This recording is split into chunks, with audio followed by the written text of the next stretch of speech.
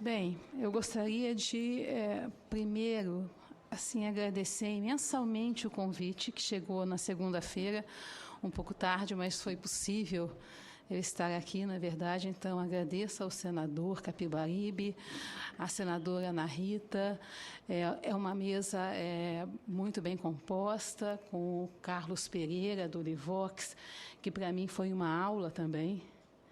E também pensei em relação a muitas pessoas que conheço, tanto pessoas que têm problema de saúde, quanto pessoas com deficiência que poderiam fazer uso. Então, de fato, é um equipamento revolucionário, no meu entendimento, no meu pouco entendimento. Martim, é um prazer estar aqui com você também. E ao representante da APAI também.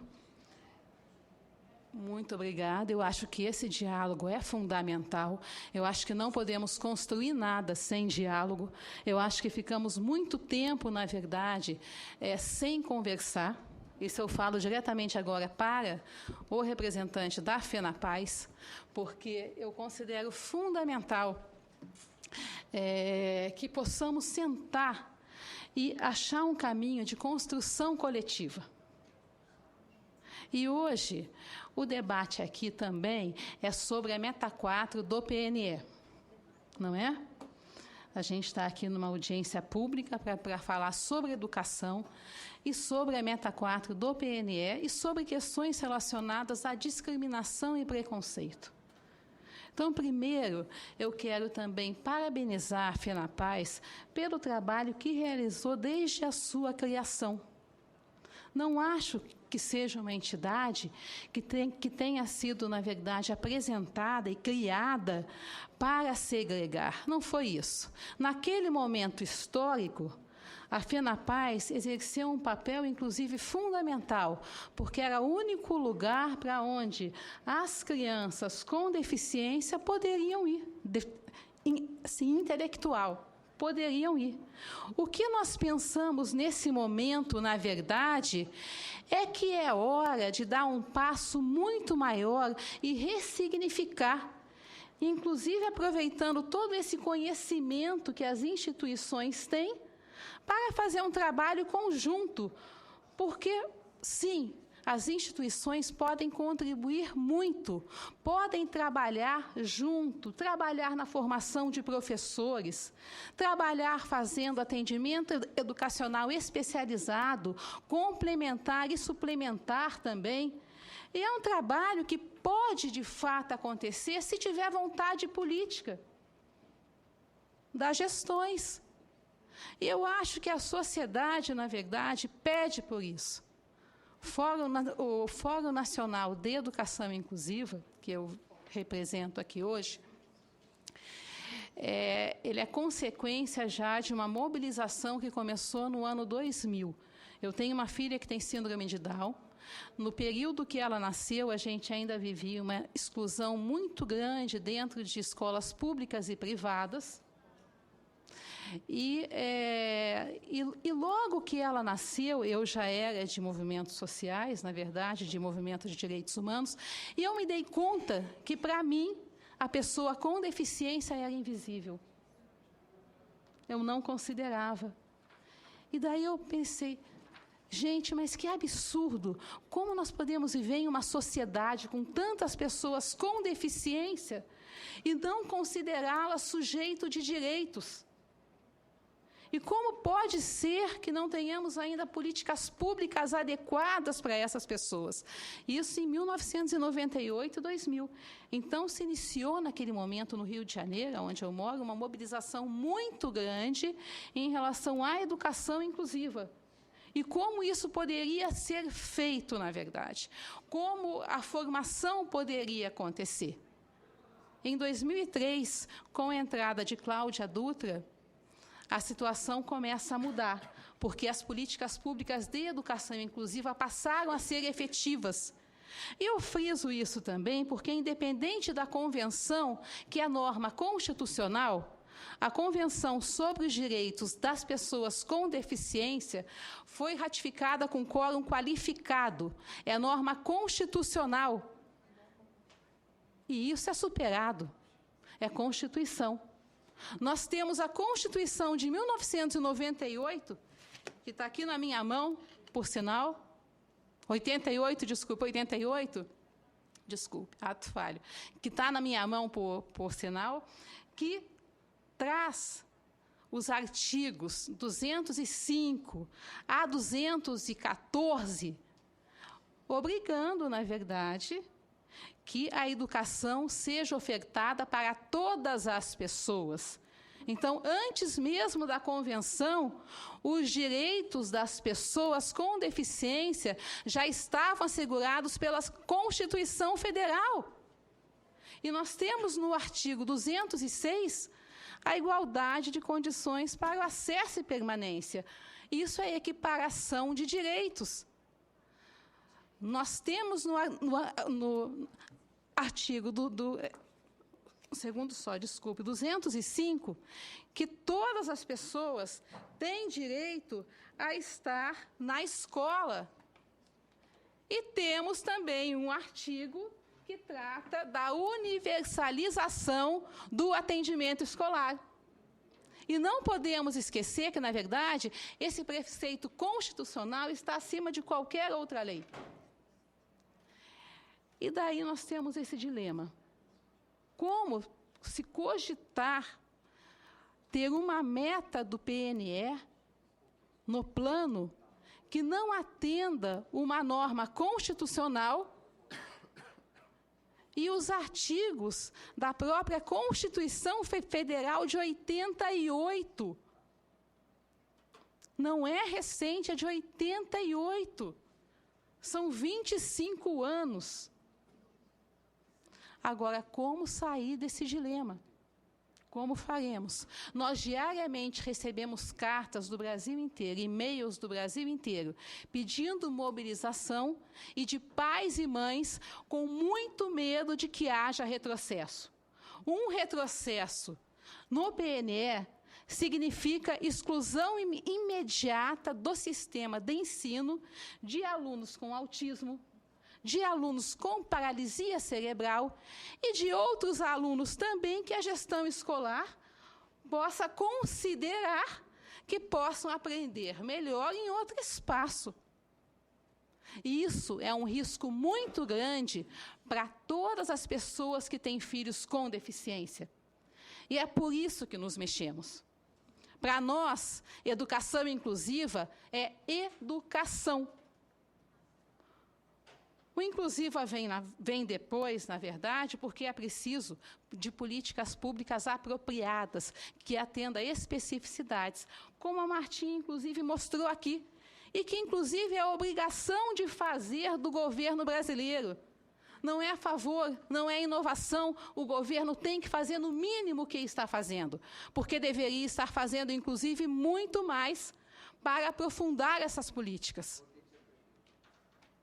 Então, nesse sentido, a nossa mobilização acontece para que não haja mudança na meta do PNE, porque, novamente, senador, qualquer mudança na meta do PNE fará com que milhares de crianças sejam imediatamente tiradas das salas de aulas comuns e transferidas para classes e escolas especiais. Eu fui gestora pública do Rio de Janeiro, eu sei o que eu estou falando. Eu fui gestora da área de educação especial e eu sei que mesmo com todas as políticas do MEC, fazer inclusão na ponta não é uma coisa fácil.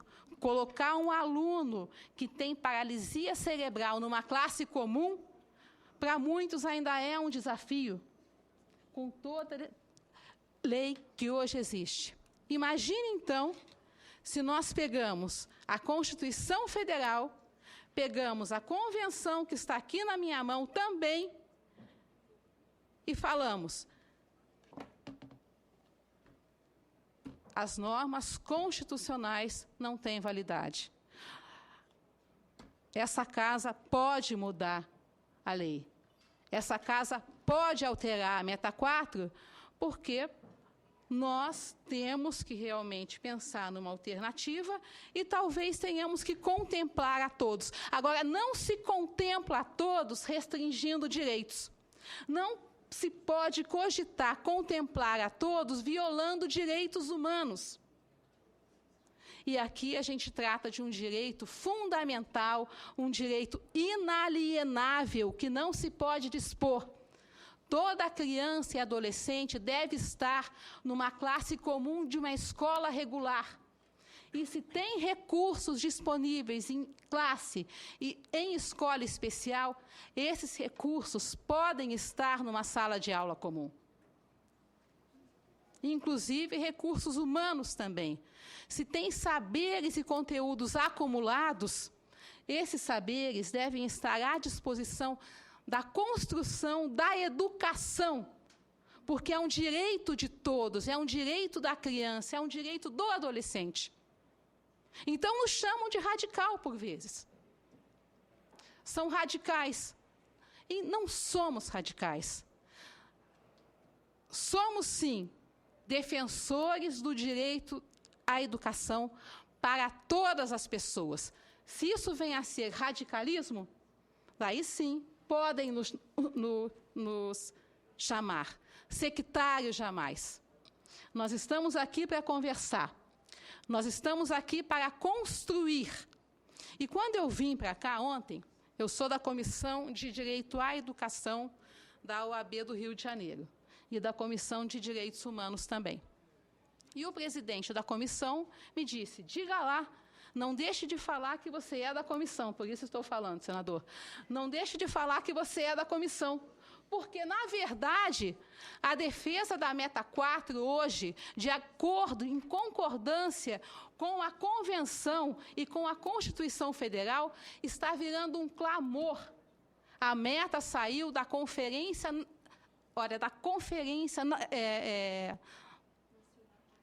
exatamente, da CONAI 2010, a Conferência Nacional de Educação 2010. E olha, vocês vejam, eu estou aqui falando, eu sou uma advogada, eu defendo direitos de pessoas com e sem deficiência e tenho, às vezes, uma dificuldade na fala e que eu não sei de onde vem e que estão investigando. Agora, isso me tiraria o direito de estar aqui? Jamais. Eu poderia ser assediada por isso? Jamais. Então, quando estou muito cansada, isso de fato acontece. E não tira em nada o que eu estou falando. Agora, quando chega uma criança numa escola que tem algum problema, que não está conseguindo entender direito, que tem questões na comunicação, muitas e muitas vezes essa criança passa por uma triagem, que é uma criança que tem deficiência, lógico, é um caso de deficiência, passa por uma triagem. E daí a gestão escolhe se vai colocar numa classe comum ou numa classe especial. Gente, a gente ainda está respeitando a Constituição, a gente ainda está respeitando a Convenção. Imagine se tira isso e bota no PNE classe e escola especial. Até o preferencialmente é um grande entrave. O preferencialmente é responsável pela exclusão educacional de milhares de pessoas. Hoje, milhares de crianças estão em classes especiais porque existe uma palavra preferencialmente. Então, a gente aqui está tratando de gente, de crianças, de seres humanos, e nós temos que personalizar isso. Nós temos que ver que não são números, que não são só indicadores. São pessoas. E daí a gente pode perguntar, então, como nós vamos fazer para colocar numa sala de aula uma criança que usa sonda? Como nós vamos fazer? Nós podemos fazer. As articulações intersetoriais existem para isso e devem estar presentes.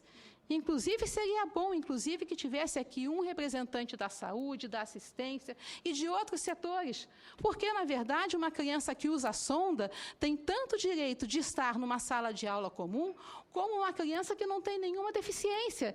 E ela tem que ter esse cuidado específico na sala de aula assegurado, porque isso é um direito constitucional. E a gente está lutando pelas garantias constitucionais. Então, como falar em mudança? Como nós poderíamos, na verdade, defender uma proposta diferente? Como a gente pode conceber que em 2013 ainda se cogita colocar alunos em escolas e classes especiais pela forma diferenciada de aprendizado? A criança aprende da forma que ela aprende. E o professor deve ensinar da forma que ela aprende.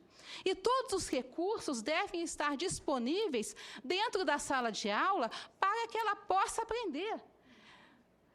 Os seus limites não existem, na verdade, porque são dela, a gente não pode falar em limite. Eu tenho visto muitos professores recentemente falarem, não, essa criança é muito grave, não pode estar numa sala comum. Ou instituições, essa criança não vai ter condições porque vai sofrer preconceito.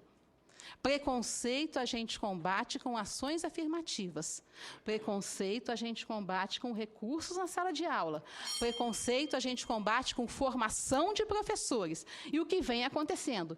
E tem, Martinha, que acontecer muito mais. Isso tem que acontecer no Brasil em forma de mutirão.